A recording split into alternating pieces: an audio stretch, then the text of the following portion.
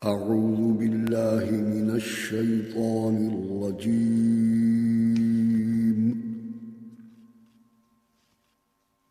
بسم الله الرحمن الرحيم.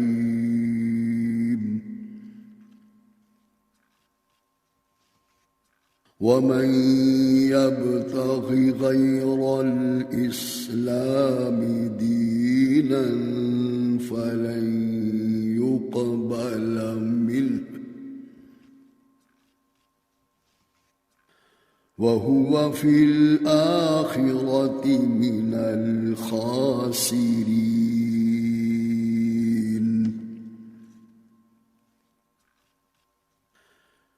كيف يهدي الله قوما كفروا بعد إيمانهم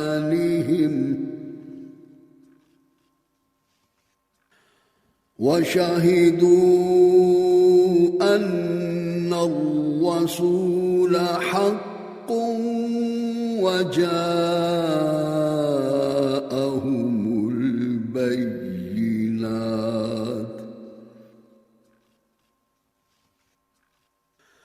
والله لا يهدي القوم الظالمين.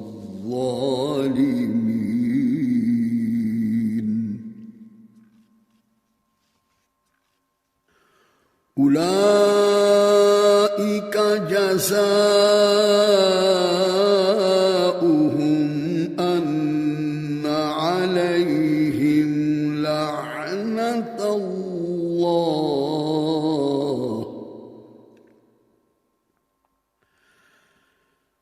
والملائكة والناس أجمعين.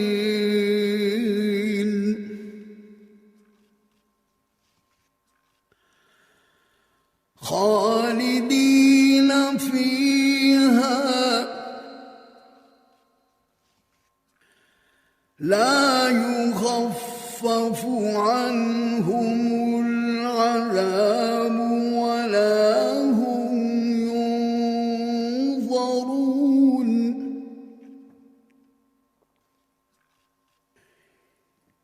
إلا الذين تابوا من بعد ذلك وأصلحوا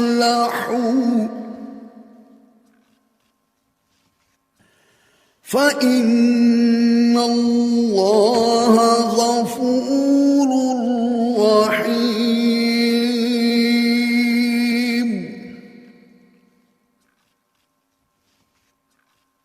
إن الذين كفروا بعد إيمانهم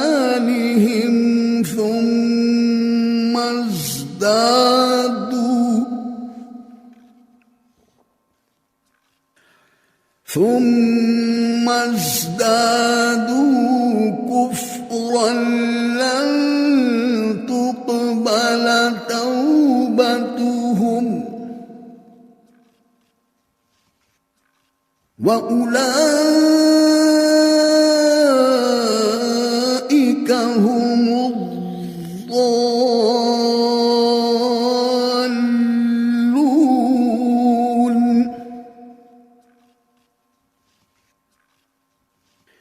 إن الذين كفروا وماتوا وهم كفار فلن يقبل من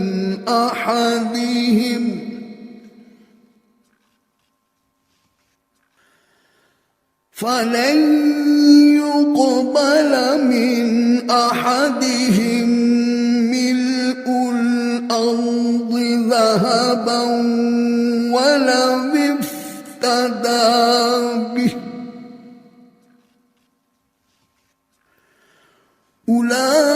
أولئك لهم عذاب أليم وما لهم من ناصرين.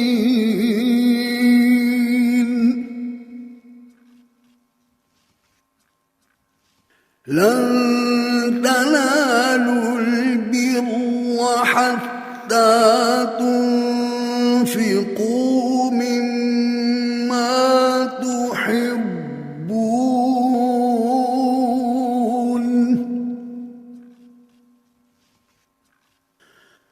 وما تنفقوا من شيء فإن الله به عليم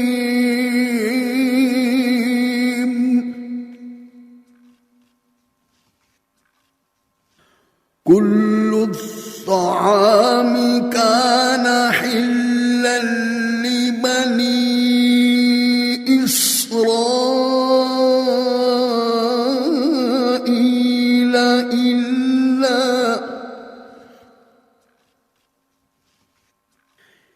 إلا ما حرم إسرائيل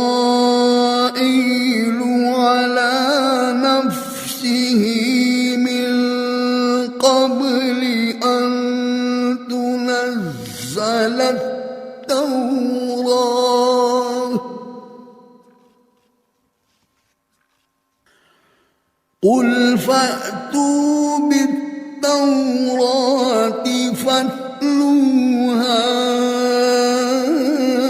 إن كنتم صادقين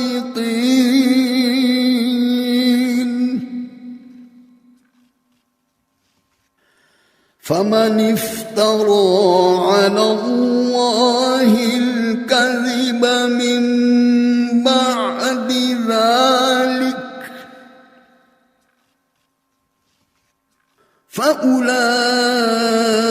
فأولئك هم الظالمون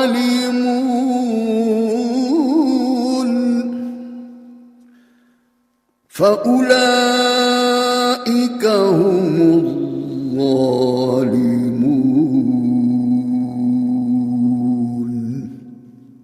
صدق الله العظيم اللہ کے نام سے جو بڑا مہربان نہایت رحم والا ہے۔ اور جو شخص اسلام کے سوا کسی اور دین کا طالب ہوگا وہ اس سے ہرگز قبول نہیں کیا جائے گا، اور ایسا شخص آخرت میں نقصان اٹھانے والوں میں ہوگا۔ اللہ ایسے لوگوں کو کیوں کر ہدایت دے جو ایمان لانے کے بعد کافر ہو گئے اور پہلے اس بات کی گواہی دے چکے کہ یہ پیغمبر برحق ہے اور ان کے پاس دلائل بھی آ گئے، اور اللہ بے انصافوں کو ہدایت نہیں دیتا۔ ان لوگوں کی سزا یہ ہے کہ ان پر اللہ کی اور فرشتوں کی اور انسانوں کی سب کی لعنت ہو، ہمیشہ اس لعنت میں گرفتار رہیں گے۔ ان سے نہ تو عذاب ہلکا کیا جائے گا اور نہ انہیں مہلت دی جائے گی۔ ہاں، جنہوں نے اس کے بعد توبہ کی اور اپنی حالت درست کر لی تو اللہ بخشنے والا مہربان ہے۔ جو لوگ ایمان لانے کے بعد کافر ہو گئے پھر کفر میں بڑھتے گئے ان کی توبہ ہرگز قبول نہیں ہوگی۔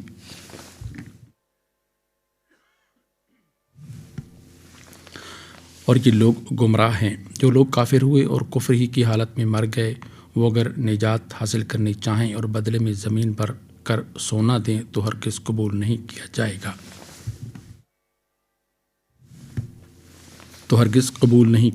گا، ان لوگوں کو دکھ دینے والا عذاب ہوگا اور ان کی کوئی مدد نہیں کرے گا۔ مومنو، جب تک تم ان چیزوں میں سے جو تمہیں عزیز ہیں اللہ کی راہ میں خرچ نہ کرو گے کبھی نیکی حاصل نہ کر سکو گے، اور جو چیز تم خرچ کرو گے اللہ اس کو جانتا ہے۔ بنی اسرائیل کے لیے تورات کے نازل ہونے سے پہلے کھانے کی تمام چیزیں حلال تھیں بجز ان کے جو اسرائیل نے خود اپنے اوپر حرام کر لی تھیں۔ فرما دیجئے کہ اگر سچے ہو تو تورات لاؤ اور اسے پڑھو، یعنی دلیل پیش کرو۔ جو اس کے بعد بھی جھوٹ گڑھ کر اللہ کی طرف منسوب کریں تو ایسے لوگ ہی بے انصاف ہیں۔ وآخر دعوانا ان الحمد للہ رب العالمین۔ ابھی آپ سورہ آل عمران کی آیات 85 تا 94 کی تلاوت اور ترجمہ سننے کی سعادت حاصل کر رہے تھے۔ تلاوت فرما رہے تھے قاری ڈاکٹر محمد یونس۔ ہدیہ درود و سلام بحضور نبی کریم صلی اللہ علیہ وآلہ وسلم۔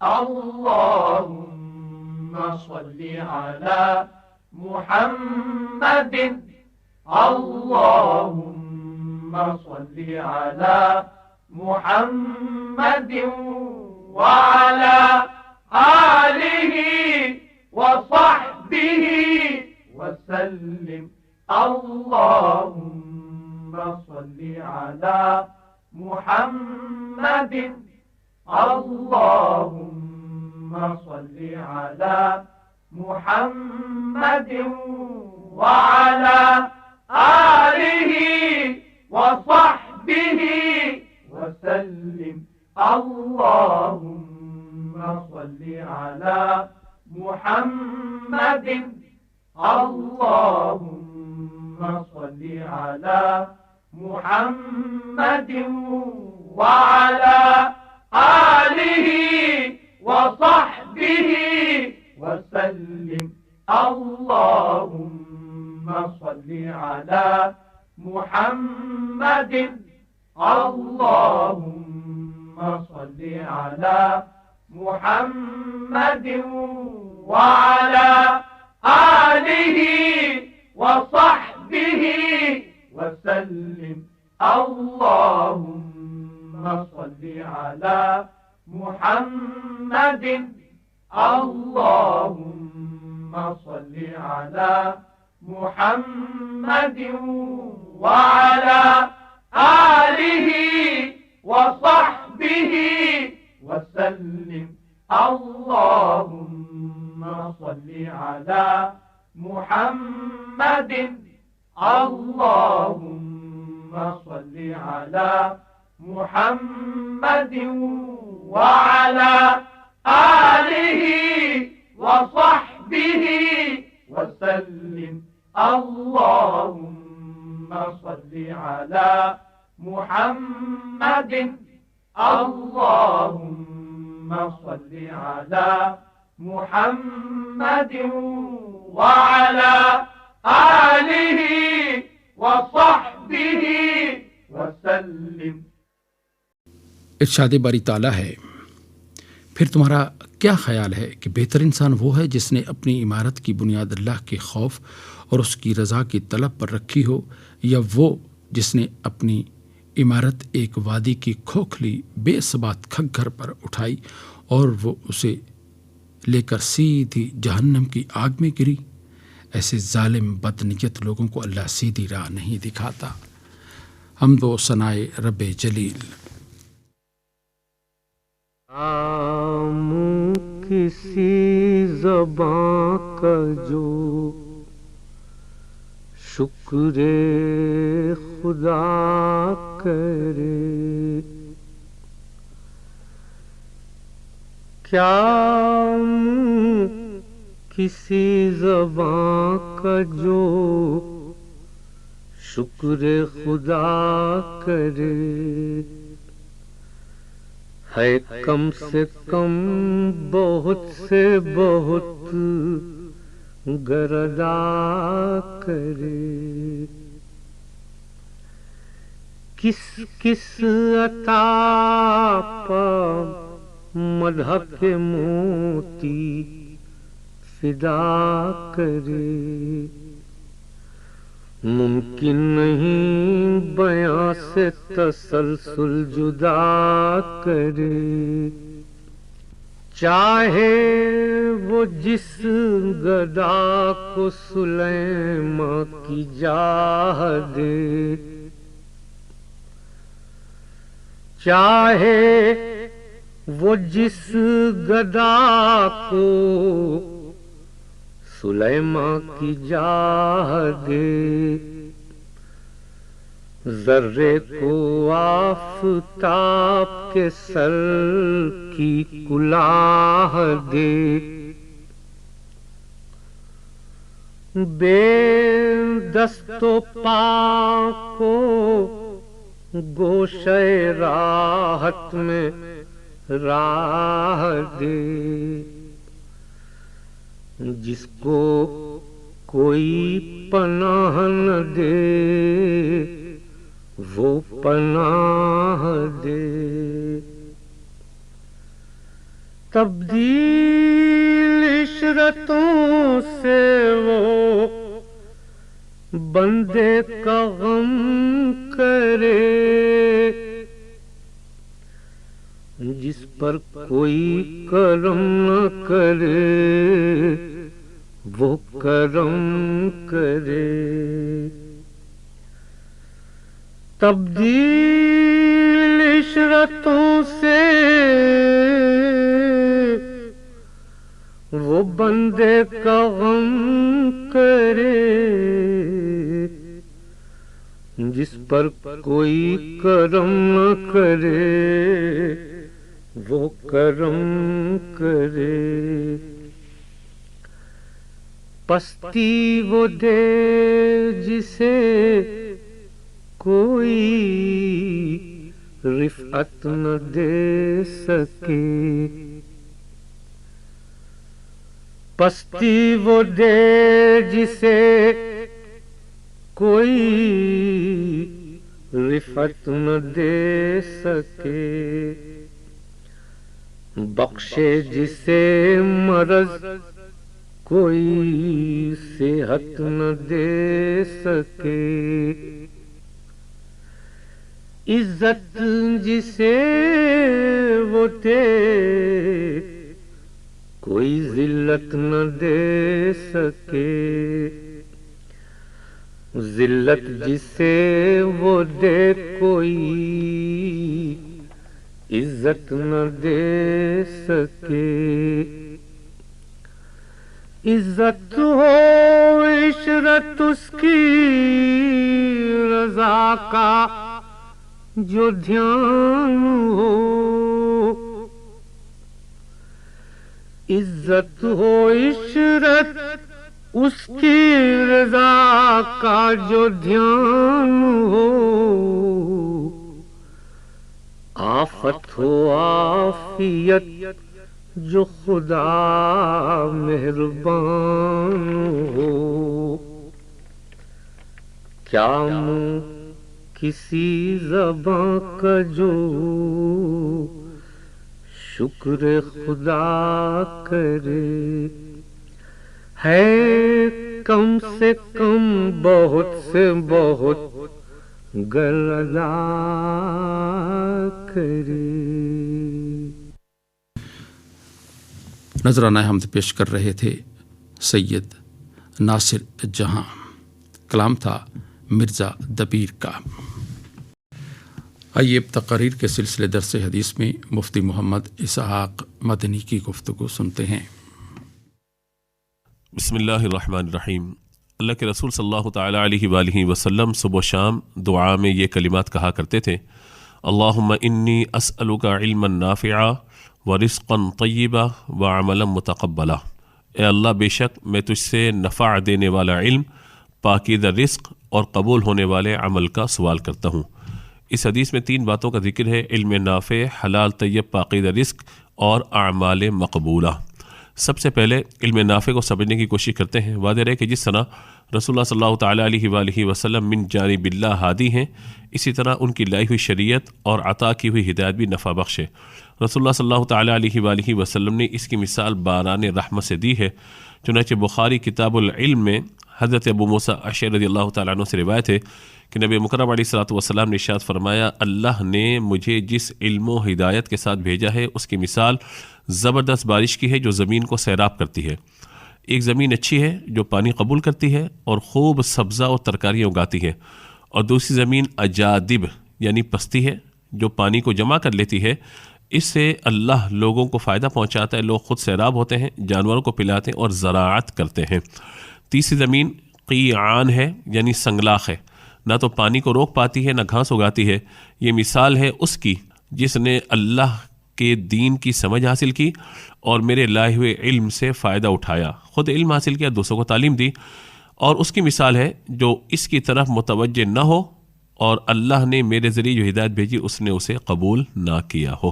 علم نافع انسان کی دنیاوی زندگی میں بھی باقی رہتا ہے اور انسان کے مرنے کے بعد بھی باقی رہتا ہے۔ انسان خود تو مر جاتا ہے مگر اس کا فیض جاری رہتا ہے، دوسرے لوگ اس سے فیض یاب ہوتے رہتے ہیں اور اس کا اجر و ثواب اسے ملتا رہتا ہے۔ چنانچہ نبی مکرم علیہ الصلوۃ والسلام نے ارشاد فرمایا انسان جب مر جاتا ہے تو اس کے عمل کا سلسلہ بھی منقطع ہو جاتا ہے سوائے 3 عمل کے، صدقۃ جاریہ او علم ینتفع به او ولد صالح یدعو له، یعنی ایسا علم کہ جس سے لوگ فائدہ اٹھائیں، یا ایسا صدقہ جس کا فیض جاری رہے، یا ایسی نیک و صالح اولاد جو مرنے کے بعد دعا کرتی رہے۔ علم نافع کی وسعت اس اعتبار سے سمجھ لیجئے کہ علم نافع دونوں طرح کے ہیں۔ ایک وہ علم جو آخرت کے لحاظ سے نفع بخش ہو، نجات کا ذریعہ بنے، اللہ تبارک و تعالیٰ کی خوشنودی حاصل کرنے کا راستہ دکھائے، ہدایت اور سعادت کی منزل آسان کرے۔ یہ علم وحی کے ذریعے حاصل ہوتا ہے اور اس کے حامل انبیاء کرام علیہم السلام ہوتے ہیں۔ قرآن کریم اس کا آخری سرچشمہ ہے۔ دوسرا علم نافع وہ ہے جو دنیا گزارنے کے کام آتا ہے، انسانی زندگی کی تعمیر و ترقی سے تعلق رکھتا ہے۔ یہ علم بالسعی ہے جو انسان کو مشاہدہ، تجربہ اور کوششوں سے حاصل ہوتا ہے۔ یہ انسانی تلاش و تحقیق کی پیداوار ہے۔ دینی علوم کی افادیت دائمی ہے جبکہ عصری علوم کی افادیت زمانے اور ملک کی ضرورت کے لحاظ سے بدلتی رہتی ہے۔ علم ریاضی، علم کیمیا، ارضیات، حیوانیات، طبعیات، سماجیات، صحت، نفسیات، بحریات، فلکیات، شماریات اور اپلائیڈ سائنس اور ٹیکنالوجی سب مفید علوم کا حصہ ہیں۔ انسانی کوششوں سے یہ حاصل ہوتے ہیں۔ انسانی تمدن اور کائنات کی ترقی ان علوم سے وابستہ ہے۔ اللہ تبارک و تعالیٰ نے سورۃ الفاطر کی آیت نمبر 27 اور 28 میں ارشاد فرمایا الم تر ان اللہ انزل من السماء ماء، کیا تم نے دیکھا نہیں کہ اللہ نے آسمان سے پانی اتارا، پھر ہم نے اس سے رنگ برنگے پھل نکالے، اور پہاڑوں میں گھاٹیاں ہیں سفید اور سرخ رنگ کی، اور ان کے رنگ طرح طرح کے ہیں اور شدید کالے ہیں، اور آدمیوں اور کیڑوں میں حیوانات بھی ہیں، اس طرح مختلف رنگ ہیں۔ بے شک اللہ سے ڈرنے والے وہی ہیں کہ جو علماء ہیں، انما یخشی اللہ من عباد العلماء ان اللہ عزیز غفور، بے شک اللہ غالب اور بخشنے والا ہے۔ مذکور آیت میں جن مضامین کا تذکرہ ہے وہ آج کے تعلیمی ماحول میں دنیاوی علوم سمجھے جاتے ہیں۔ یہاں تذکرہ ہے موسم کا، پھل پھول، ان کے رنگ، پہاڑ، ان کی اقسام، حشرات الارض اور حیوانات کا، انسان اور اس کے رنگ روپ کا، یہ سب موسمیات، ارضیات، زراعت، حیوانیات اور عمرانیات کے علوم ہیں۔ ان علوم سے جو لوگ اللہ کی معرفت اور خشیت حاصل کرتے ہیں ان کو اللہ نے علماء کے لقب سے نوازا ہے، کیونکہ یہ سب علوم انسانی تمدن کو آگے بڑھاتے ہیں اور خالق کائنات کی معرفت کا حوالہ ہیں۔ ان علوم کی افادیت کا ذکر خود قرآن پاک میں موجود ہے۔ ان علوم کو حاصل کرنے میں دنیا و آخرت کی سعادت پوشیدہ ہے، کیونکہ رسول اللہ صلی اللہ تعالیٰ علیہ وآلہ وسلم چاہتے تھے کہ ہر مسلمان کو کچھ تو بنیادی تعلیم دی جائے جو لازمی ہو، اور دیگر علوم کے بارے میں بھی کچھ نہ کچھ معلومات ہوں جو کسی بھی وقت اس کے کام آ سکتی ہیں۔ اس لیے فیصلہ کیا گیا کہ قرآن کو پڑھو، کیونکہ اس میں تقریباً تمام علوم کا ذکر کر دیا گیا ہے۔ انبیاء کرام علیہم الصلوۃ والسلام کا اسوہ ہمارے پیش نظر ہونا چاہیے کہ ان مفید علوم میں زمانے کے گزرنے کے ساتھ ساتھ اور انسانی دریافت کے آگے بڑھنے کے ساتھ ساتھ اضافہ رہتا ہے۔ انبیاء کرام علیہم الصلوۃ والسلام ان کے عہد کی انسانی ضرورتوں کے لحاظ سے بھی انہیں علم سے نوازا گیا۔ مثلا حضرت نوح علیہ الصلوۃ والسلام کو جہاد رانی کے لیے، حضرت موسیٰ علیہ الصلوۃ والسلام کو جادوگری کے مقابلہ کرنے کے لیے، حضرت عیسیٰ علیہ الصلوۃ والسلام کو بیماروں کو شفایاب کرنے کے لیے، حضرت داؤد علیہ الصلوۃ والسلام کو آلات و حرب و ضرب بنانے کے لیے، حضرت سلیمان علیہ الصلوۃ والسلام کو پرندوں کی زبان سمجھنے کے لیے خصوصی علوم سے نوازا گیا۔ حضرت یوسف علیہ الصلوۃ والسلام جلیل القدر نبی تھے، ان کے آخرت کے علم کے علاوہ انسانوں کی مادی نفع رسانی کا علم بھی دیا گیا۔ انہوں نے ایمانداری، وفاداری، عفت و پاک دامنی کی پاداش میں ظلم و ستم کا سامنا کیا اور طویل عرصے تک قید و بند کی مشقت برداشت کی۔ ایک مرتبہ مصر کے بادشاہ نے حیران کن خواب دیکھا اور اس کی تعبیر وزیروں، مشیروں اور دانشوروں سے پوچھی مگر کوئی نہ بتا سکا۔ جیل کے اندر یوسف علیہ الصلوۃ والسلام نے اس خواب کی تعبیر بتائی۔ بادشاہ نے خواب کی برمحل تعبیر سن کر یوسف علیہ الصلوۃ والسلام کو اپنا محرم راز بنا لیا۔ اس تعبیر کے مطابق 7 سال کے بعد ملک مصر میں طویل قحط سالی آئی۔ حضرت یوسف علیہ الصلوۃ والسلام نے ملک کے خزانے کا انتظام اپنے ہاتھ میں لیا، اپنے علم و امانت سے پورے ملک میں رسد رسانی اور غلے کی فراہمی کا نظم کیا، جس سے 7 سالوں تک خوفناک قحط اور خشک سالی کا اثر کم ہو گیا۔ مصیبت کے مارے ہوئے انسانوں کو زندگی مل گئی اور موت کا لقمہ بننے سے وہ بچ گئے۔ تو یوسف علیہ الصلوۃ والسلام خود قید و بند کے ستم رسیدہ تھے، اپنے کرم فرماؤں سے زخم کھائے ہوئے تھے، مگر انسانوں کو مصیبت میں مبتلا دیکھا تو اپنا غم بھلا دیا اور اپنے علم سے لوگوں کو راحت رسانی کا کام کیا۔ اپنے وجود اور اپنے علم کو لوگوں کے لیے سراپا رحمت بنا لیا۔ اللہ تعالیٰ یوسف علیہ السلام کو خواب کی تعبیر کے ساتھ ساتھ کھانے پینے کی اشیاء کو طویل عرصے تک محفوظ رکھنے کا علم عطا فرمایا تھا۔ آپ علیہ السلام نے ان علوم کے ذریعے ملک کو بربادی ہلاکت سے بچایا۔ یہ علم نافع کی بہترین مثال ہے۔ درسگاہ نبوت کی یہ تعلیم انسانوں کو روشنی بخشتی ہے کہ وہ ان علوم کو حاصل کریں جس سے انسانوں کی مشکلات دور کی جا سکتی ہیں، ان کو زندگی، صحت اور راحت عطا کی جا سکتی ہے، نیز اپنی صلاحیت اور لیاقت کو لوگوں کی نفع رسانی کے کام میں لگائے۔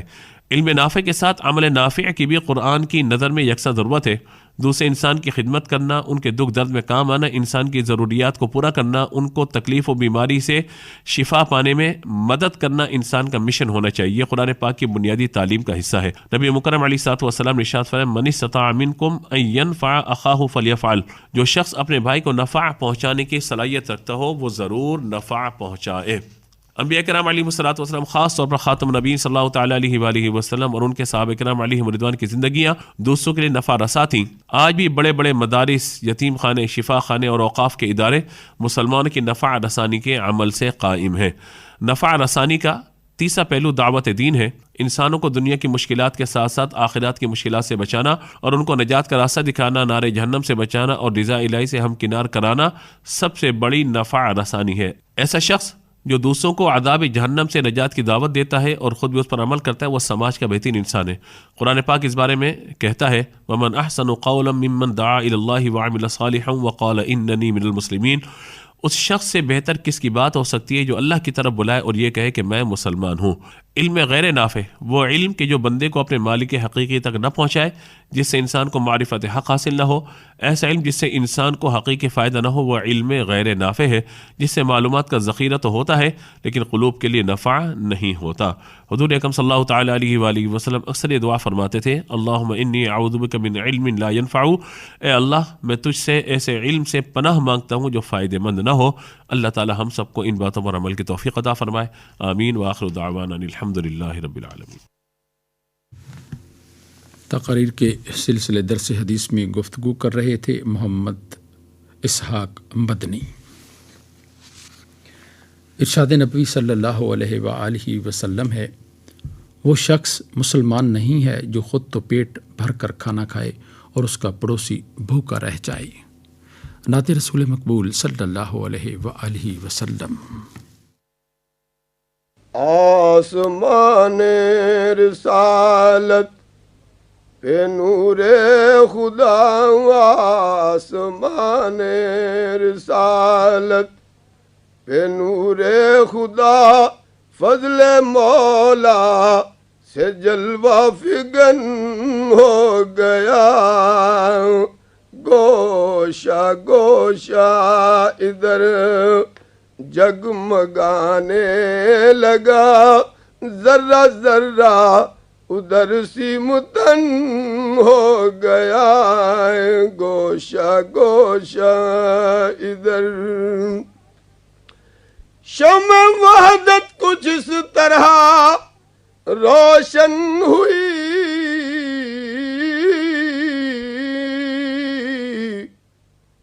شمع وحدت کچھ اس طرح روشن ہوئی، کفر و باطل میں ایک کھلبلی مچ گئی، ہو گئی کھوکھلی بت پرستی کی جڑ، جو پجاری اٹھا بت شکن ہو گیا، ہو گئی کھوکھلی بت پرستی کی جڑ، جو پجاری اٹھا بت شکن ہو گیا، آسمان رسالت آفتاب نبوت درخشاں ہوا،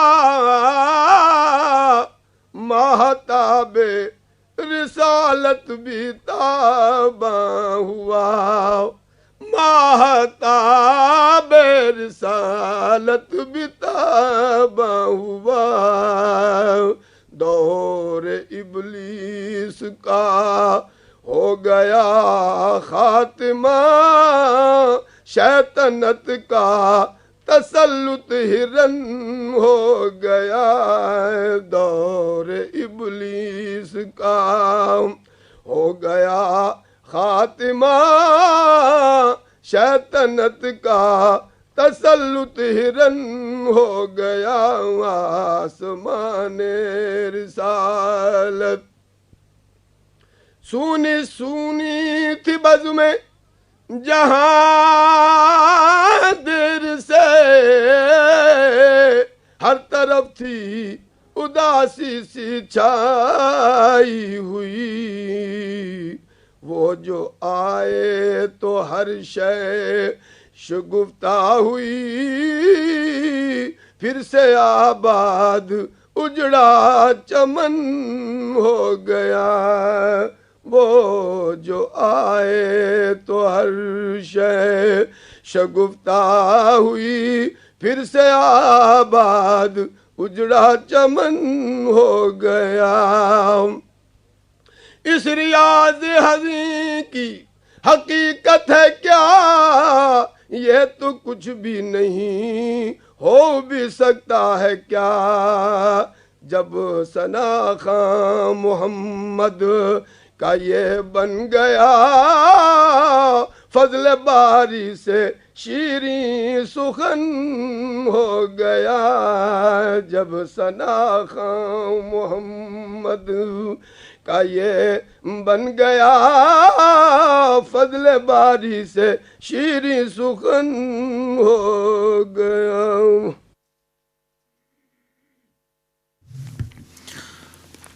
مولانا احمد رضا خان بریلوی کا نعتیہ کلام پیش کر رہے تھے ڈاکٹر محمد یونس۔ آئیے تقاریر کے اعلیٰ اخلاقی اقدار کے سلسلے روشنی میں ڈاکٹر محمود غزنوی کی گفتگو سنتے ہیں۔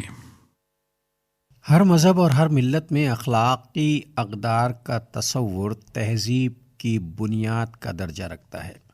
دنیا کے تمام الہامی مذاہب اور خود ساختہ نظریات و عقائد سب میں تہذیب کا عنصر سب سے نمایاں ہوتا ہے۔ الہامی مذاہب کا بنیادی فلسفہ ہی انسانی اخلاق اور کردار کو سنوارنا ہے۔ ایک پسندیدہ، پروقار، معاملہ فہم، بردبار اور کھری شخصیت تمام الہامی مذاہب کا مطمع نظر رہی ہیں۔ سب سے آخری دین میں ان اوصاف کی تکمیل کر دی گئی اور اس کا عملی نمونہ پیغمبر اسلام کی ذات گرامی کو قرار دیا گیا۔ اچھی اور مثالی سوسائٹی قائم کرنا دنیا کی ہر قوم کا مقصد اول رہا ہے۔ اس کے لیے قانون سازی کی جاتی ہے، تعلیم کے نصاب مرتب کیے جاتے ہیں، تفریحی پروگرام ترتیب دیے جاتے ہیں اور جسمانی صلاحیتوں کے لیے خصوصی انتظامات کیے جاتے ہیں۔ گو دنیا بھر میں ان سب کے اصول و قواعد الگ الگ ہیں، لیکن اسلام نے ان سب کو تعلیم و تربیت سے منسلک کر دیا ہے۔ بچے کو تعلیم سے آراستہ کرنا فرض قرار دیا گیا ہے اور اس کی تربیت کا ذمہ والدین اور اساتذہ کو سونپا گیا ہے۔ والدین اور اساتذہ دونوں مل کر بچے کی شخصیت سازی اور کردار نگاری کرنے پر مامور ہیں۔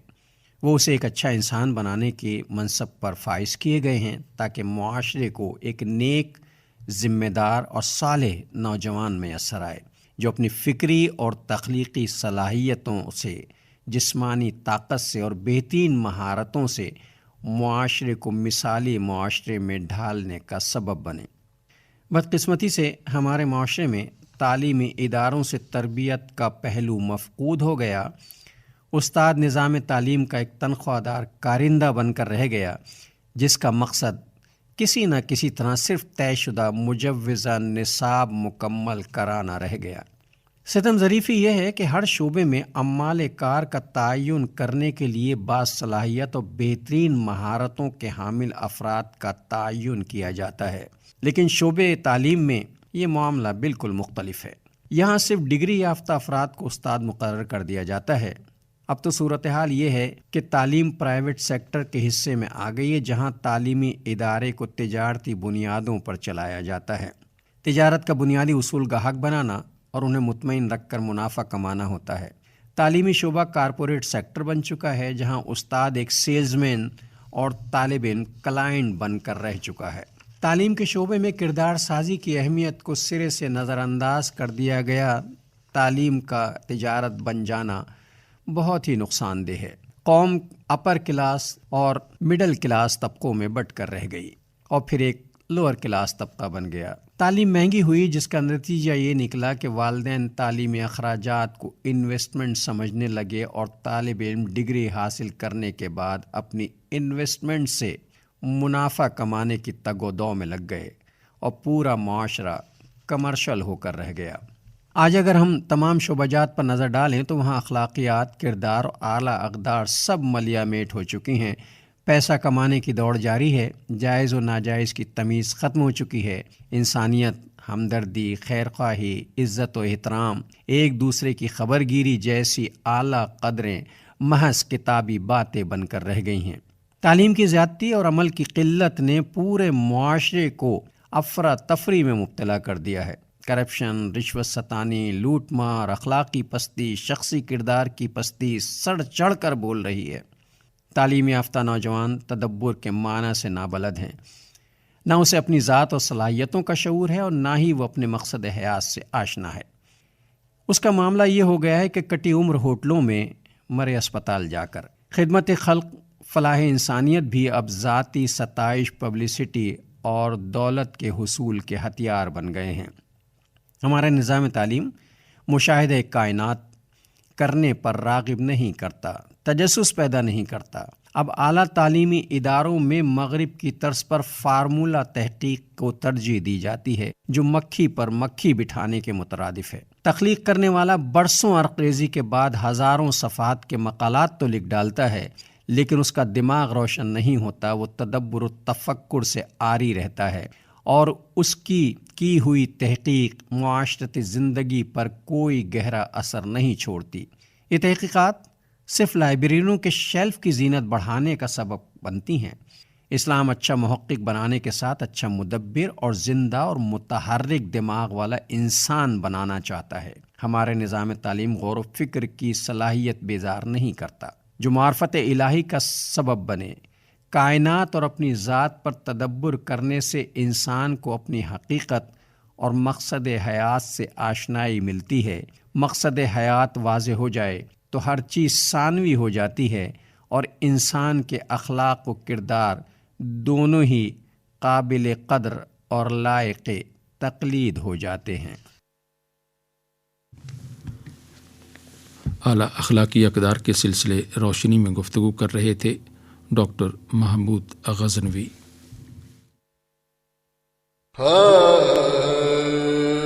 ایسا تجھے خالق نے طرحدار بنایا، ایسا تجھے خالق نے طرحدار بنایا، یوسف کو تیرا طالب دیدار بنایا، یوسف کو تیرا طالب دیدار بنایا، کونین بنائے گئے سرکار کی خاطر،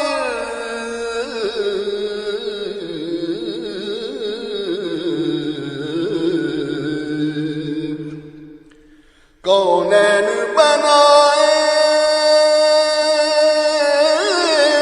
گئے سرکار کی خاطر، کونین کی خاطر تمہیں سرکار بنایا،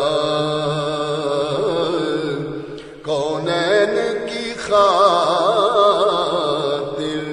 تمہیں سرکار بنایا،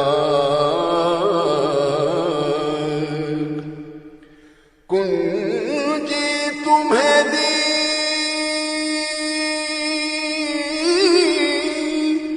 اپنے خزانوں کی خدا نے،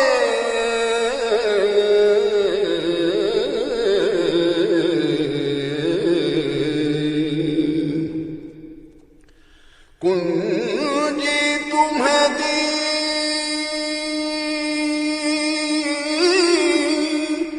اپنے خزانوں کی خدا نے، محبوب کیا مالک کو مختار بنایا، محبوب کیا مالک کو مختار بنایا۔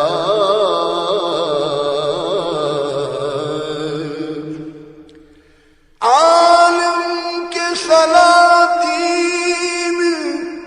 عالم کے سلاطین بیکاری ہے بیکاری،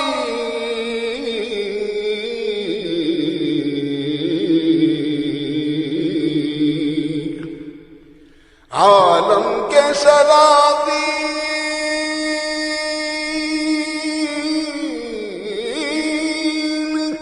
بیکاری ہے بیکاری، سرکار بنایا تمہیں، سرکار بنایا، سرکار بنایا تمہیں، سرکار بنایا۔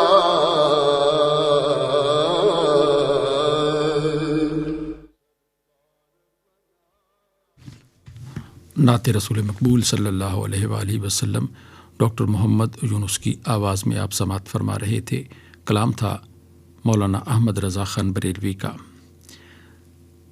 آپ نے پوچھا ہے، آپ کے دینی اور سماجی مسائل کا حل قرآن و سنت کی روشنی میں پیش کر رہے ہیں ڈاکٹر حافظ حبیب الرحمان۔ الحمدللہ رب العالمین والصلاة والسلام علی رسولہ الامین، اما بعد فاعوذ باللہ من الشیطان الرجیم، بسم اللہ الرحمن الرحیم۔ راولپنڈی سے عبید اللہ صاحب کا سوال ہے کہ آدمی کس طرح مستجاب الدعوات ہو سکتا ہے، کون سے ایسے عمل کرے کہ اس کی دعائیں قبول ہوتی ہیں، اور دعاؤں کی قبولیت کے اوقات کون سے ہیں؟ جناب عبید اللہ صاحب، بہت ہی اہم سوال ہے، اور دعا کو تو نبی اکرم صلی اللہ علیہ وسلم نے تمام عبادات کا مغز قرار دیا، جوہر قرار دیا۔ دعا مخ العبادہ، دعا عبادت کا مغز ہے، اس کا جوہر ہے، کیونکہ ہر عبادت کے اندر دعا ہے، بلکہ ہر عبادت دعا ہے۔ اگر نماز کو دیکھا جائے تو ساری نماز ہی دعا ہے۔ ایاک نعبد و ایاک نستعین اہدنا الصراط المستقیم، یہ دعا کے الفاظ ہیں۔ جنازے کو دیکھا جائے تو جنازے کے اندر بھی ہم اپنے لیے بھی دعا کرتے ہیں، اہل ایمان کے لیے بھی دعا کرتے ہیں، اور میت کے لیے بھی دعا کرتے ہیں۔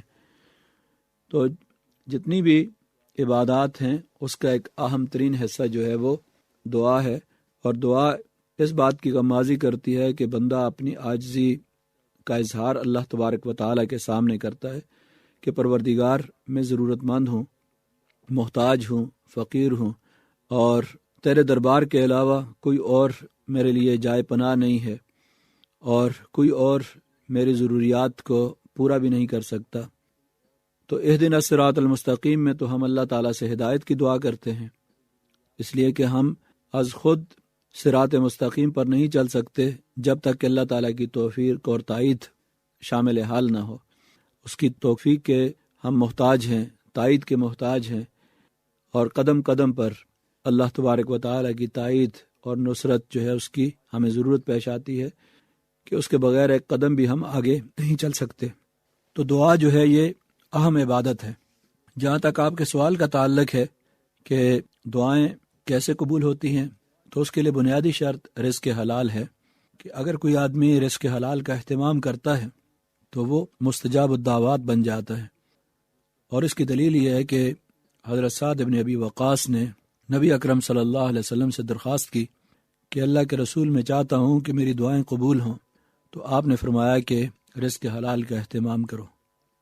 یعنی گویا کہ دعا کا اور رزق حلال کا آپس میں بڑا گہرا تعلق ہے۔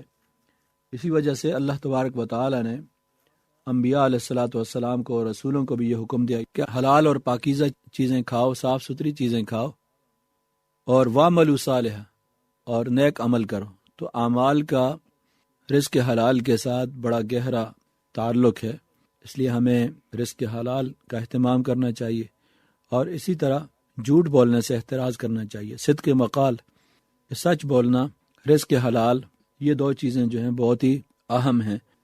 تو نبی اکرم صلی اللہ علیہ وسلم نے فرمایا کہ اللہ تعالیٰ اپنے بندوں کی دعا کو قبول کرتا ہے جب تک کہ وہ جلد بازی نہ کرے، جب تک گناہ کی یا قطع رحمی کی دعا نہ کرے۔ تو اگر کوئی غلط چیز نہیں مانگتا تو اللہ تبارک و تعالیٰ اس کی دعا کو قبول کرے گا۔ اگر اس کے اندر کوئی گناہ والی بات بھی نہیں ہے، اللہ کی نافرمانی والی بات نہیں ہے، اور قطع رحمی کی کوئی بات نہیں ہے، تو اس صورت میں اللہ تبارک و تعالیٰ اس کی دعاؤں کو قبول کرتا ہے۔ تو مستجاب الدعوات ہونے کے لیے اللہ تبارک و تعالیٰ کے ہاں دعائیں ایسے لوگوں کی قبول ہوتی ہیں جو پوری توجہ کے ساتھ، یکسوئی کے ساتھ اللہ تعالیٰ کی طرف متوجہ ہوتے ہیں۔ بعض اوقات ہم ہاتھ اٹھاتے ہیں لیکن ہماری توجہ اور یکسوئی نہیں ہوتی، اس لیے قرآن مجید میں دعا کے آداب یہ بھی بتائے گئے کہ اپنے رب سے عاجزی اور انکساری کے ساتھ آہستہ آہستہ اللہ تبارک و تعالیٰ سے مانگیں آپ، اس لیے کہ وہ تمہاری شاہراگ سے بھی زیادہ قریب ہے، تمہاری دعاؤں کو قبول کرتا ہے۔ اس نے خود حکم دیا ہے کہ دعائیں کریں، اللہ تبارک و تعالیٰ تمہاری دعاؤں کو قبول کرے گا۔ اب سوال کا دوسرا حصہ یہ ہے کہ کون سے اوقات ایسے ہیں جن کے اندر دعا قبول ہوتی ہے؟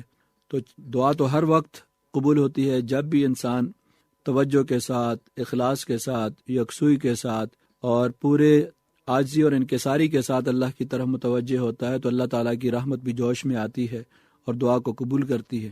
لیکن کچھ اوقات ایسے ہیں جن کی بڑی اہمیت ہے، اور اگر ان اوقات کے اندر خاص طور پر دعا کا اہتمام کیا جائے تو اللہ تعالیٰ کے ہاں اس بات کی قوی امید ہے کہ وہ دعا قبول ہوگی۔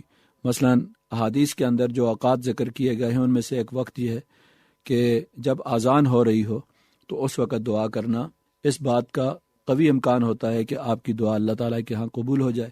جب شیطان بھاگ جاتا ہے اور اللہ تبارک و تعالیٰ کی رحمتیں نازل ہوتی ہیں تو اس بات کے امکانات بھی ہوتے ہیں کہ دعا قبول ہو۔ اسی طرح اقامت اور اذان کے درمیان جو وقت ہوتا ہے یہ دعا کی قبولیت کا وقت ہے، یہ بھی حدیث میں ذکر کیا گیا ہے۔ تو ان اوقات میں جو لوگ اہتمام کرتے ہیں اللہ تبارک و تعالیٰ ان کی دعاؤں کو قبول کرتا ہے۔ اور ویسے بھی اگر اس کا اہتمام کر لیا جائے کہ اذان کے وقت مسجد میں پہنچ جائیں اور اس کے بعد 10 سے 15 منٹ قرآن مجید کی تلاوت کر کے اللہ تبارک و تعالیٰ کے حضور دعا کی جائے اور 2 رکعت نماز پڑھ کر اللہ تعالیٰ کی طرف متوجہ ہوں تو اللہ تعالیٰ لازماً اس دعا کو قبول کرے گا۔ اسی طرح ایک حدیث کے اندر فرض نماز کے بعد جو دعا کی جاتی ہے وہ دعا بھی، اگرچہ اس کے 2 مفہوم ذکر کیے گئے ہیں۔ جس حدیث کے اندر یہ ذکر کیا گیا ہے کہ سلام پھیرنے سے پہلے جو دعائیں کی جاتی ہیں اللہ تعالیٰ کے ہاں وہ قبولیت حاصل کرتی ہیں، اور دوسرا سلام پھیرنے کے بعد بھی جو دعائیں کی جاتی ہیں اللہ تبارک و تعالیٰ کے دربار کے اندر ان کو بھی شرف قبولیت حاصل ہوتی ہے۔ اسی طرح سحری کے وقت وبالاسحار هم یستغفرون، جو لوگ سحری کے وقت اللہ تعالیٰ کی طرف متوجہ ہوتے ہیں تو یہ وقت بھی اللہ تعالیٰ کی رحمت کا وقت ہوتا ہے، اور اللہ تعالیٰ خود پکار کے کہتے ہیں کہ ہے کوئی مانگنے والا کہ میں اسے دوں، ہے کوئی اپنے گناہوں کی بخشش طلب کرنے والا کہ میں اس کے گناہوں کو معاف کر دوں۔ تو جب اللہ تعالیٰ کی رحمت خود پکار کر اس وقت بندوں کو بلاتی ہے تو کیسے ممکن ہے کہ اللہ تعالیٰ کے دربار کے اندر اس وقت اٹھے ہوئے ہاتھ جو ہیں وہ خالی ہاتھ ہوں گے؟ اللہ تبارک و تعالیٰ کسی کے خالی ہاتھ واپس نہیں لوٹاتا، اس لیے ان اوقات کے اندر اہتمام کرتے رہنا چاہیے۔ اسی طرح جمعے کے دن ایک خاص گھڑی ہے، اور اس کے بارے میں احادیث کے اندر تو صراحت نہیں کی گئی، لیکن یہ ہے کہ زوال کے بعد سے لے کر جب تک امام جو ہے وہ ممبر پر موجود ہوتا ہے، یا عصر سے لے کر مغرب کے درمیان، بعض علماء کے نزدیک وہ گھڑی عصر اور مغرب کے درمیان ہوتی ہے، تو بعض علماء بڑا اہتمام کرتے تھے اس چیز کا کہ عصر اور مغرب کے درمیان بیٹھ کر اللہ تبارک و تعالیٰ سے دعائیں کرتے، قرآن مجید پڑھتے۔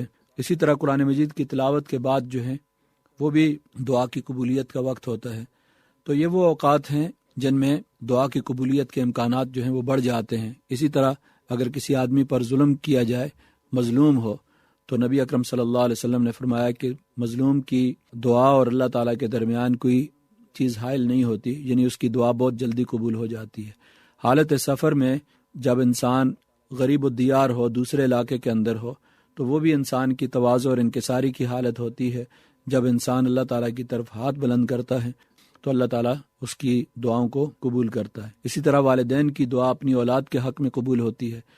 اولاد کو چاہیے کہ زیادہ سے زیادہ والدین کی خدمت کریں، ان کی دعائیں لیں، اور ان کی دعائیں ان کے حق میں قبول ہوتی ہیں۔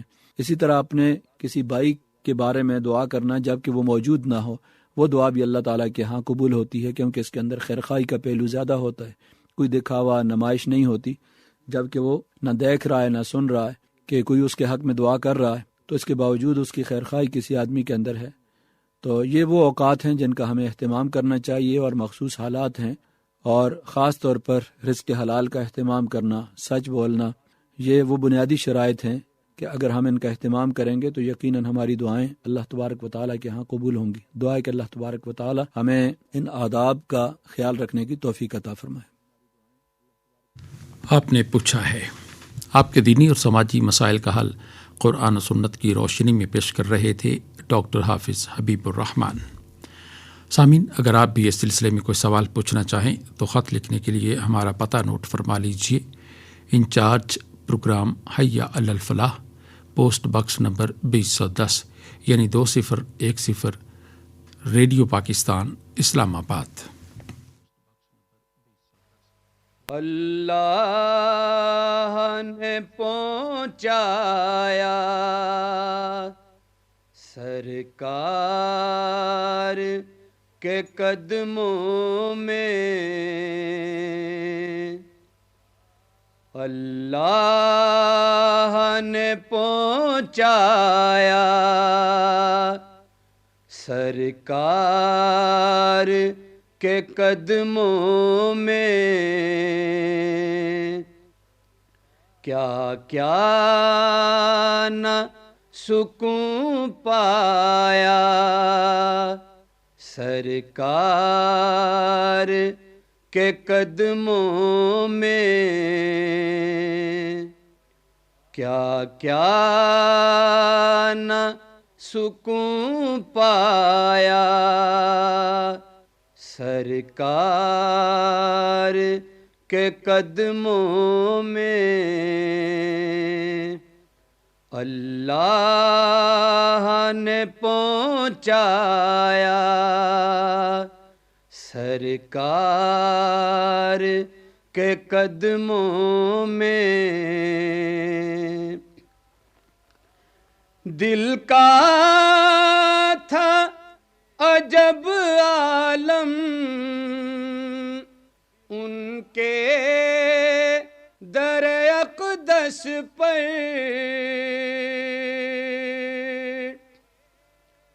دل کا تھا عجب عالم ان کے در اقدس پر،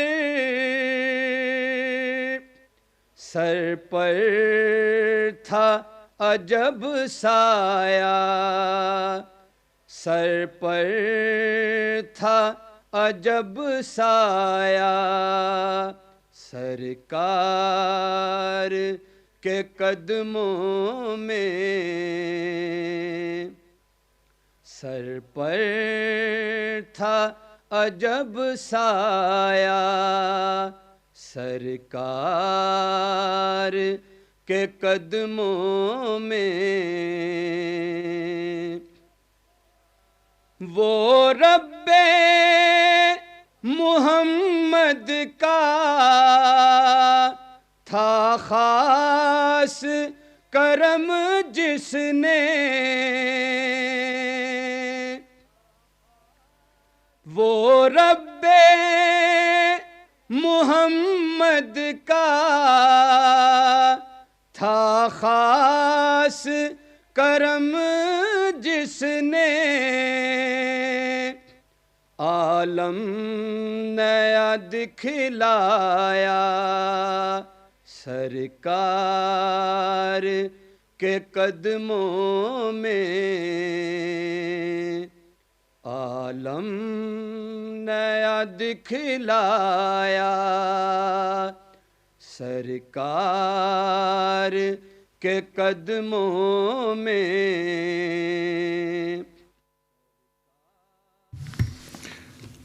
نعت رسول مقبول صلی اللہ علیہ وآلہ وسلم پیش کر رہے تھے اعجاز احمد. کلام تھا حفیظ طائب کا. قرآن حکیم اور ہماری زندگی کے سلسلے میں سورہ اعراف کی آیات 88 تا 93 کے مضامین کے حوالے سے گفتگو کر رہے ہیں ڈاکٹر عصمت اللہ. اعوذ باللہ من الشیطان الرجیم بسم اللہ الرحمن الرحیم. قال الملأ الذين استكبروا من قومه لنخرجنك يا شعيب والذين آمنوا معك من قريتنا أو لتعودن في ملتنا قال أولو كنا كارهين قد افترينا على الله كذبا إن عدنا في ملتكم بعد إذ نجانا الله منها وما يكون لنا أن نعود فيها إلا أن يشاء الله ربنا وسع ربنا كل شيء علما على الله توكلنا ربنا افتح بيننا وبين قومنا بالحق وأنت خير الفاتحين. وقال الملأ الذين كفروا من قومه لئن اتبعتم شعيبا إنكم إذا لخاسرون فأخذتهم الرجفة فأصبحوا في دارهم جاثمين. الذين كذبوا شعيبا كأن لم يغنوا فيها الذين كذبوا شعيبا كانوا هم الخاسرين. فتولى عنهم وقال يا قوم لقد أبلغتكم رسالات ربي ونصحت لكم فكيف آسى على قوم كافرين. صدق اللہ العظیم. سامعین محترم، سورہ الاعراف کی 6 آیات 88 تا 93 کی تلاوت آپ نے سماعت فرمائی. اب ان آیات کا ترجمہ سنیے. اس کی قوم کے سرداروں نے جو اپنی بڑائی کے گھمنڈ میں مبتلا تھے اس سے کہا کہ اے شعیب، ہم تجھے ان لوگوں کو جو تیرے ساتھ ایمان لائے ہیں اپنی بستی سے نکال دیں گے، ورنہ تم لوگوں کو ہماری ملت میں واپس آنا ہوگا. شعیب نے جواب دیا، کیا زبردستی ہمیں پھیرا جائے گا؟ خام راضی نہ ہوں، ہم اللہ پر جھوٹ کرنے والے ہوں گے اگر تمہاری ملت میں پلٹ آئیں، جبکہ اللہ ہمیں اس سے نجات دے چکا ہے. ہمارے لیے تو اس کی طرف پلٹنا اب کسی طرح ممکن نہیں، الا یہ کہ خدا ہمارا رب ہی ایسا چاہے. ہمارے رب کا علم ہر چیز پر حاوی ہے، اسی پر ہم نے اعتماد کر لیا. اے رب، ہمارے اور ہماری قوم کے درمیان ٹھیک ٹھیک فیصلہ فرما دے، اور تو بہترین فیصلہ کرنے والا ہے. اس کی قوم کے سرداروں نے جو اس کی بات ماننے سے انکار کر چکے تھے آپس میں کہا، اگر تم نے شعیب کی پیروی قبول کر لی تو برباد ہو جاؤ گے. مگر ہوا یہ کہ ایک دہلا دینے والی آفت نے ان کو آ لیا اور وہ اپنے گھروں میں اوندے کے اوندے پڑے رہ گئے. جن لوگوں نے شعیب کو جھٹلایا وہ ایسے مٹے گویا کبھی ان گھروں میں بسے ہی نہ تھے. شعیب کے جھٹلانے والے ہی آخرکار برباد ہو کر رہے، اور شعیب یہ کہہ کر ان کی بستیوں سے نکل گیا، اے برادران قوم، میں نے اپنے رب کے پیغامات تمہیں پہنچا دیے اور تمہاری خیرخواہی کا حق ادا کر دیا. اب میں اس قوم پر کیسے افسوس کروں جو قبول حق سے انکار کرتی ہے. الملا سردار اور اونچے طبقے کے لوگوں کو کہا جاتا ہے. کارہین ناپسند کرنے والے. الرجفہ خوفناک زلزلہ اور دہلا دینے والی آفت. لم یغنو بسے نہیں تھے. آسا میں افسوس کروں. حضرت شعیب اور ان کے ساتھیوں کو قوم کے VIP اور متکبر طبقہ نے ڈرایا، دمکایا اور ان کے ساتھ سخت رویہ اختیار کرنے کی دھمکی دی، کیونکہ ایسے لوگ اپنی زندگی پر تنقید برداشت نہیں کر سکتے. دنیا کا اصل مسئلہ یہ ہے کہ بالادست طبقہ اور مراعات یافتہ طبقہ اپنی حیثیت سے دستبردار ہونا نہیں چاہتا. محروم طبقہ جب انبیاء کی دعوت میں اپنی محرومیوں کا مرہم دیکھتا ہے تو وہ ان کے گرد اکٹھا ہونے لگتا ہے، اور عمرہ کا طبقہ اس میں اپنے لیے موت محسوس کرتا ہے. اسی طرف اشارہ ہے کہ قوم کے بڑے لوگوں نے جب دیکھا کہ یہ دعوت روز بروز بڑھ رہی ہے اور غریب لوگ اس کے ارد گرد جمع ہو رہے ہیں، انہوں نے آنے والے خطرے کو محسوس کر کے آخری اقدام کرنے کا فیصلہ کر ڈالا اور کہا کہ 2 راستے ہیں تمہارے سامنے، یا تو تم اس نئے دین سے لا تعلقی کا اظہار کر دو اور اپنے پرانے دین میں واپس آ جاؤ، اور اگر یہ منظور نہیں تو پھر ہم تمہیں اپنے ملک سے نکال دیں گے۔ وطن ترک کرنا، گھر بار، مال جائیداد اور دوست احباب، عزیز و اقارب کو چھوڑ کر نکل جانا آسان نہیں، لیکن حضرت شعیب علیہ السلام نے ملک اور وطن کے حوالے سے کوئی بات نہیں کی، بلکہ اس مطالبے کو مکمل طور پر نظر انداز فرمایا۔ صرف دین کے حوالے سے کہا کہ تمہاری ملت اور دین اگر قابل قبول ہوتا ہمارے لیے تو ہم اسے پہلے ہی کیوں چھوڑتے؟ جب ہم اسے چھوڑ کر اللہ کے سچے دین کو قبول کر چکے تو اب اس سچے دین سے پھر جانے کا مطلب یہ ہوگا کہ آج تک میں نے جو کچھ کہا وہ سراسر اللہ پر ایک بہتان اور تہمت تھی، اس لیے تم کبھی اس کا تصور بھی نہ کرو کہ میں اور میرے ساتھی دوبارہ کبھی تمہارے باطل دین کی طرف لوٹ سکتے ہیں۔ پیغمبروں کے ہاں دین و ایمان اولین ترجیح ہوتی ہے۔ آپ نے اللہ سے دعا مانگی کہ یا اللہ، اب صرف آپ کی طرف سے فیصلے کا انتظار ہے، اس لیے ہمارے اور ان کے درمیان فیصلہ فرما دیں، کیونکہ آپ ہی سب سے بہتر فیصلہ فرمانے والے ہیں۔ ایک مومن کا وطن اصل میں وہ ہے جہاں اس کا دین و ایمان اور زندگی محفوظ ہو، اور جہاں اس کے دین کو خطرات ہو جائیں تو پھر اسے وطن کی قربانی دینا پڑتی ہے۔ ہر پیغمبر دین کی خاطر ہجرت کرتا رہا ہے، اس نے ہمیشہ دین کی خاطر وطن چھوڑا ہے، وطن کی خاطر دین کبھی نہیں چھوڑا۔ اقبال نے اسی حقیقت کو آشکارا کیا، ان تازہ خداؤں میں بڑا سب سے وطن ہے، جو پیرہن اس کا ہے وہ مذہب کا کفن ہے، بازو تیرا توحید کی قوت سے قوی ہے، اسلام تیرا دیس ہے تو مصطفی ہے، نظارہ دیری نہ زمانے کو دکھا دے، اے مصطفی خاک میں اس بت کو ملا دے۔ اس کے بعد شعیب علیہ السلام کی قوم نے بگڑے ہوئے لوگوں کی سوچ اور روش پر چلتے ہوئے معاشی خطرات سے ڈرایا کہ شعیب جس امانت اور دیانت کی دعوت دے رہے ہیں اگر ان کو مان لیا جائے تو ہم تباہ ہو جائیں گے، ہماری تجارت کیسے چل سکتی ہے؟ اگر ہم بالکل ہی سچائی کے پابند ہو جائیں اور کھرے کھرے سودے کرنے لگیں، اگر ہم قافلوں کو چھیڑنا بند کر دیں اور بے ضرر پرامن لوگ ہی بن کر رہ جائیں تو جو معاشی سیاسی فوائد ہمیں اپنی موجودہ جغرافی پوزیشن سے حاصل ہو رہے ہیں وہ سب ختم ہو جائیں گے۔ ہر دور کے مفسدین کا یہی خیال رہا ہے کہ تجارت اور سیاست اور دوسرے دنیاوی معاملات جھوٹ اور بے ایمانی اور بد اخلاقی کے بغیر نہیں چل سکتے۔ جب اس قوم کی جسارتیں اس حد تک پہنچ گئیں تو اللہ کا غضب جوش میں آیا اور اس کے قانون کے مطابق ان کی نافرمانی کے نتیجے میں اللہ کا عذاب ان پر ٹوٹ پڑا۔ قوم شعیب پر جو عذاب آیا اس کے لیے قرآن کریم میں 3 الفاظ استعمال کیے گئے۔ اعراف میں الرجفہ، سورہ ہود میں صیحہ اور سورہ شعراء میں عذاب یوم الذلہ سے ذکر فرمایا گیا۔ ایسا معلوم ہوتا ہے کہ اس قوم پر پہلے زلزلہ آیا، اس میں یخ بستہ ہوائیں بھی تھیں۔ زلزلہ جب تیز رفتاری سے آتا ہے تو اس میں گونج پیدا ہوتی ہے، اور یہی گونج بعض دفعہ دلوں کو پھاڑ دیتی ہے، اور پھر اس زلزلے سے پہاڑوں کے پھٹنے کے باعث تیزی سے غبار اٹھا، آسمان پر ایسی خوفناک گھٹا اٹھی جس نے ایک پہاڑ کی شکل اختیار کر لی، اور پوری قوم نے یوں محسوس کیا جیسے ایک سائبان کی مانند پہاڑ ان کے سروں پر چھا گیا ہے اور زمین ان کو نگل جانا چاہتی ہے، اور ساتھ بادلوں کی کڑک نے اس ہولناکی میں مزید اضافہ کر دیا۔ اس قوم کی تباہی مدت ہائے دراز تک آس پاس کی قوموں میں ضرب المثل بنی رہی۔ فرمایا کہ جن لوگوں نے حضرت شعیب کی تکذیب کی ہم نے ان کی بستیوں کو اس طرح مٹایا کہ ان کی بستیوں سے گزرنے والا کوئی شخص دیکھ کر اندازہ نہیں کر سکتا تھا کہ یہ بستیاں کبھی آباد بھی رہی ہوں گی۔ جو حضرت شعیب اور مسلمانوں کو وہاں سے نکالنا چاہتے تھے وہ خود ان بستیوں سے نکال دیے گئے۔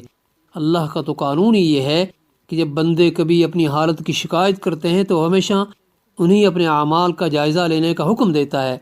اکبر نے ٹھیک کہا تھا، جب میں کہتا ہوں کہ یا اللہ میرا حال دیکھ، حکم ہوتا ہے کہ اپنا نامہ اعمال دیکھ۔ اللہ تعالی ہمیں بدعملی سے بچنے کی توفیق نصیب فرمائے۔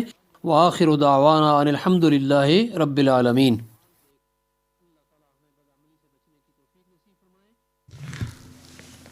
قرآن حکیم اور ہماری زندگی کے سلسلے میں سورہ اعراف کی آیات 88 تا 93 کے مضامین کے حوالے سے گفتگو کر رہے تھے ڈاکٹر عصمت اللہ۔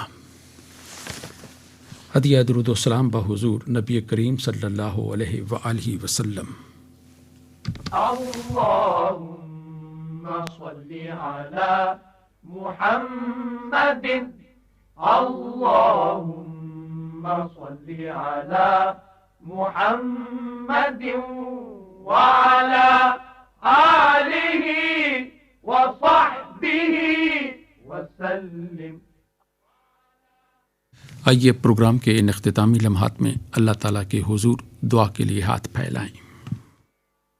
اللہ، میں آپ سے صحت و تندرستی ایمان کے ساتھ اور ایمان حسن اخلاق کے ساتھ مانگتا ہوں. اے اللہ، میں آپ سے ایسی کامیابی طلب کرتا ہوں جس کے بعد فلاح و نجات ہو. اور اے اللہ، میں آپ سے آپ کی رحمت اور عافیت کا اور مغفرت کا اور رضامندی کا سوال کرتا ہوں. اے ارحم الراحمین، ہم سب کو دنیا اور آخرت کی کامیابی نصیب فرما اور ہمیں کامیابی والی زندگی نصیب فرما.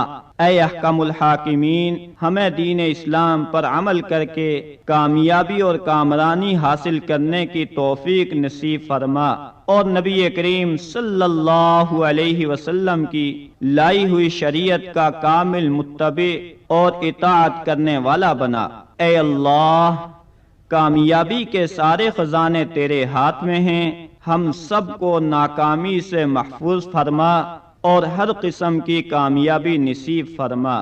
آمین یا ارحم الراحمین.